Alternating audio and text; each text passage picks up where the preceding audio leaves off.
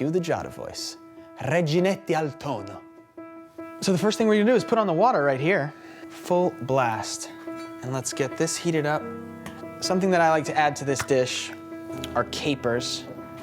The best way to get them are when they're sort of like under salt like this.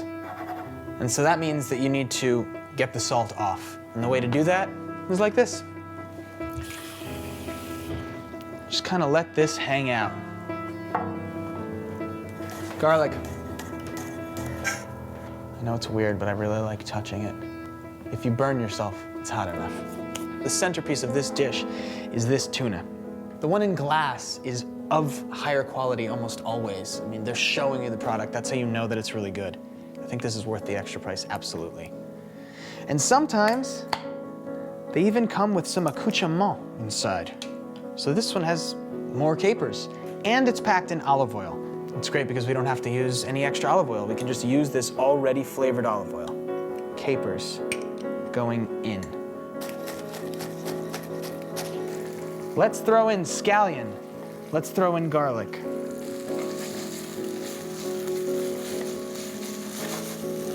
I would say most of that salt is dissolved.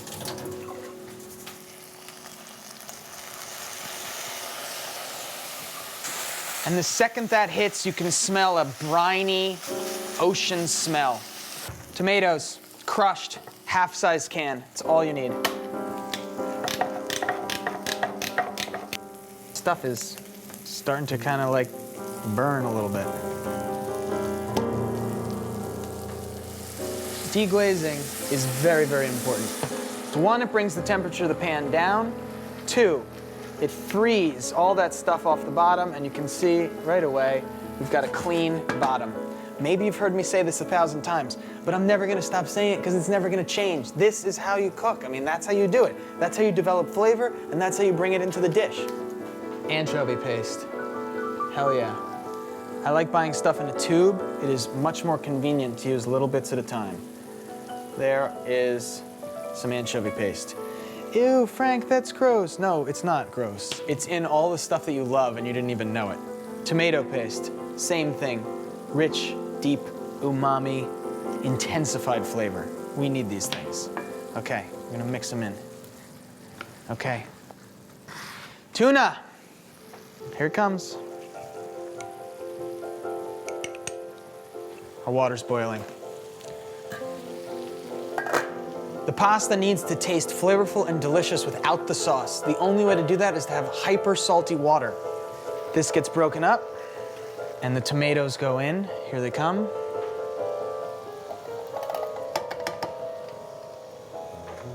Looks like cat food, huh?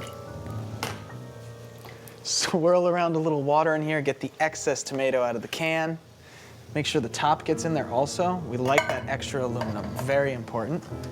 Stir it around, and we're gonna add a little bit of red pepper flake. I have recently really started to fall in love with these new whole wheat pastas.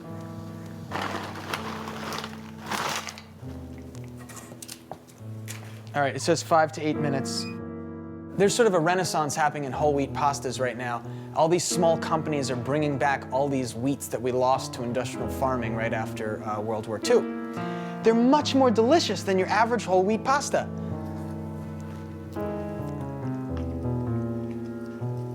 Talk to any Italian and they'll tell you no cheese on fish ever. I think it's delicious. And I also think that as long as you know their rules, you can break them. It's the ignorance that they don't like. Also, Italians put cheese on their fish all the time. They really do. They do. I saw it on TV. All right, so here's Parmigiano Reggiano from a buffalo. So it's actually a little bit different. And it's probably not real Parmigiano because it doesn't have the stamp on it. They probably don't approve it as official DOC, but it's from Parma. See, they've got Italians in the region breaking their own rules at home. If it ever gets to a point where it's too thick, all you have to do is take a scoop of this. It has runoff starch from the pasta. It also has salt in it. It's been 6.5 minutes. Oh, right at the beep.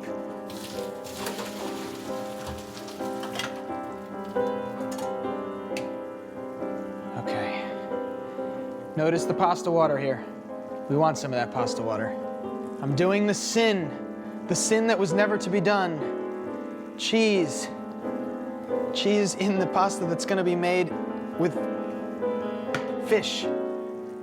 If you ever wanted to have an Italian try a pasta with cheese and fish, this is a great way to sneak it in. They'll never know. Okay, that's gorgeous. Do you see that? Beautiful. Now, the marriage. 1, 2. It's always great to have your pasta a little undone because you can continue cooking it with sauce. That's basically it. Here's a fish dish. Super unintimidating, and it was done in the time it took to cook the pasta. Let's plate it up. Throw a little scallion on top.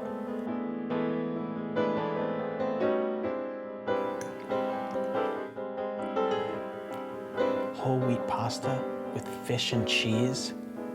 It's insane.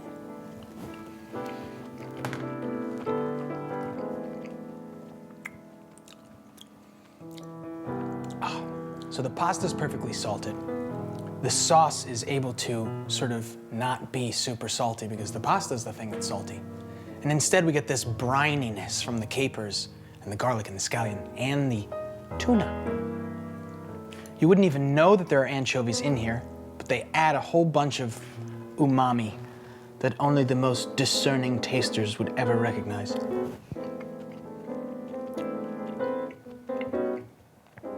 So let's get to the sinning part, the cheese.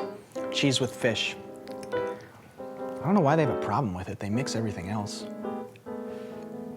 It makes it creamy, it makes it velvety. It makes it delicious.